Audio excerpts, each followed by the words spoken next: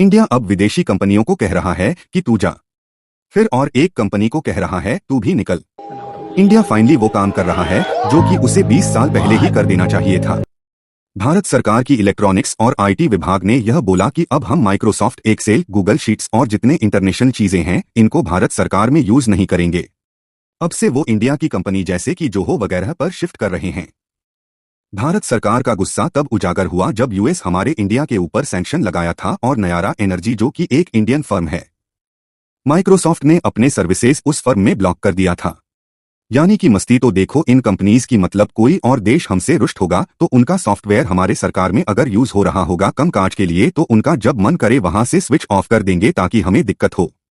ये क्या है भाई? यही कारण है कि चाइना के सरकारी सॉफ्टवेयर आप देखोगे तो सब चाइनीज फाइनीस में लिखा रहेगा, इंग्लिश में नहीं।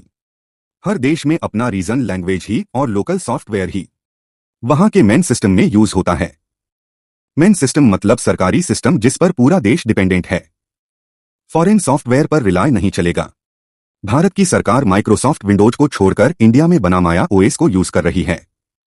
अब से सारे गवर्नमेंट एम्प्लॉयज में व्हाट्सएप छोड़कर इंडिया का अपना मैसेजिंग सॉफ्टवेयर संदेश को रोल आउट किया जा रहा है। और इंडियन आर्मी के बातचीत का तो मैंने आपको बताया था कि वो व्हाट्सएप नहीं बल्कि भारत का एक स्पेशल सॉफ्टवेयर संभव यूज करते हैं।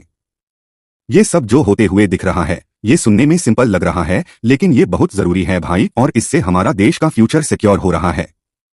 एक्चुअल में हाँ, इंडियन सॉफ्टवेयर में कमी है, उनको और थोड़ा एडवांस होना होगा, लेकिन हो जाएगा ना वक्त के साथ। एफर्ट तो लगाए, कोई लाइक सब्सक्राइब जरूर करना।